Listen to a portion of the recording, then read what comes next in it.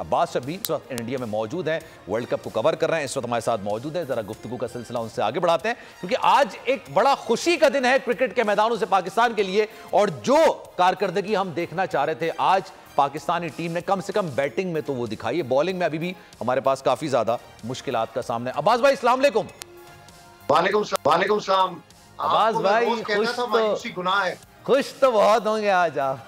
आपको याद है मैं आपको रोज कहता था मायूसी गुनाह है। मुझे यकीन था कि आपने पहला जुमला ये मारना है मुझे।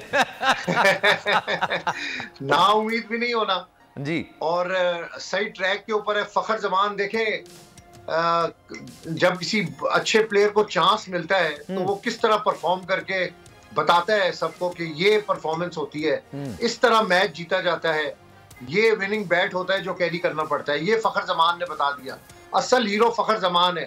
फिर बाबर आजम की कप्तानी पर बात करने वाले भी आज उनकी भी आंखें खुल गई होंगी कि कप्तानी बाबर आजम कितना शोर शराबा पूरे वर्ल्ड कप में रहा। लेकिन वताइज़ो मन तशाओ वताज़िल्लो मन तशाओ, बेशक इसमें कोई दो राय नहीं। हकीकत ये है कि अल्लाह पाक ने बाबर आजम को इज्जत दी है। और हमारा एक पूरा मेरा आपके सामने आपके प्रोग्राम के अंदर लम्हा ब लम्हा हम बात करते थे, हम बाबर आजम को सपोर्ट करते थे और ये कहते थे कि बाबर आजम के साथ किसी की कोई रिफ्ट नहीं है, कोई मुखालफत नहीं है, बाबर आजम ही टीम के कैप्टन रहेंगे। कोई फखर जमान ने मेरे ख्याल से शायद ट्वीट भी किया, उन्होंने कहा कि जनाब ये विक्ट्री मेरे बाबर आजम के लिए है, मेरे अवाम के लिए है, क्रिकेट फैंस के लिए। लेकिन बाबर आजम को उन्होंने मेंशन किया है, मैं भी देख रहा था थोड़ी देर पहले।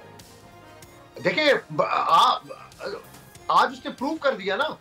ठीक है, बैट पैच हर प्लेयर के ऊपर आता है। हम वर्ल्ड कप के दरमियान जिस तरीके से यहाँ पर बैठकर बाबर आजम पर तनकीद हो रही थी और जिस तरीके से हमें बकअप करना चाहिए था, अगर आप देखेंगे किस तरह परफॉर्म किया, आपने टीम को बकअप करना शुरू किया है और टीम ने परफॉर्मेंस देनी शुरू कर दी है।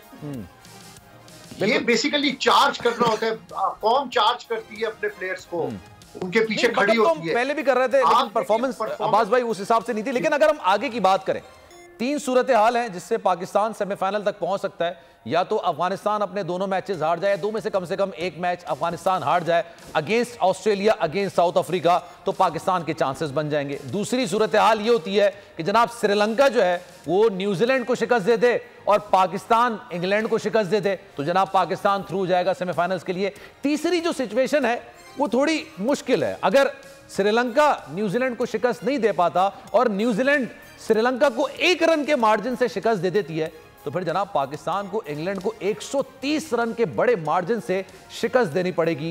And it's almost next to impossible. Abbas भाई, जिस तरह की बॉडी लैंग्वेज है, 130 रन से इंग्लैंड को शिकस्त देना अब इतना मुश्किल नहीं है।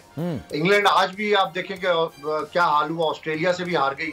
पूरा टूर्नामेंट उनका जो है वो इसी तरह ही है। लेकिन वो इफ एंड बट्स वाली बात है अभी भी। लेकिन फिर नाउम्मीदी गुनाह है, हमें मायूस नहीं होना, हमें बिल्कुल टीम को सपोर्ट कर रहे हैं। और आप देखिएगा कि किस तरीके से जो कमबैक हुआ है पूरी टीम का। आज आप ठीक है, बैटिंग पैराडाइज थी, वहां पे रन्स बने, लेकिन हमने भी रिस्पॉन्ड बड़ा जबरदस्त किया।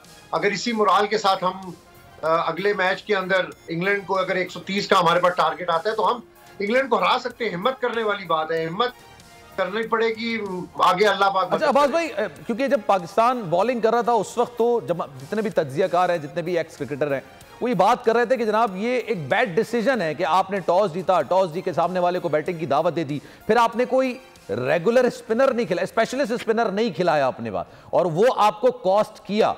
आपको लगता है कि पाकिस्तान को स्पिनर डालना पड़ेगा, चाहे वो अबरार की सूरत में हो, चाहे उसामा की सूरत में हो, अगले आखिरी मैच में जिसमें आपको 130 रन के बड़े मार्जिन से इंग्लैंड को शिकस्त देनी है?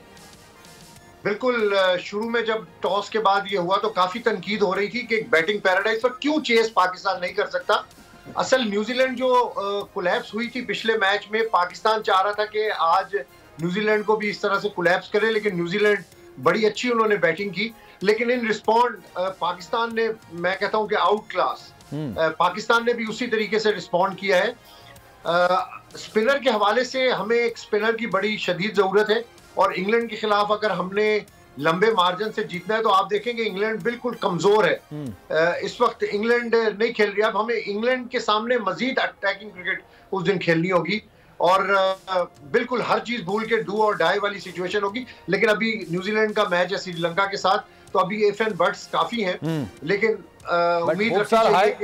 उम्मीद रखनी चाहिए कि पाकिस्तान पहुंचे। होप्स हमारी बहुत अच्छी हैं और आज जो मैच देखने को मिला, हमें सिर्फ जीत दरकार नहीं होती, हमें फाइट दरकार होती है। As a cricketer fan, as a Pakistani fan, हम ये समझते हैं कि आप हारो या जीतो ये लिखा हुआ होता है। आप जाहिर सी बात है जब ग्राउंड में उतरते हैं तो आप खेलते हैं, हारते भी जीते में, लेकिन show some fight, show some courage, और आज जो पाकिस्तान ने करके दिखाया। अब्बास भाई, thank you so much for your time.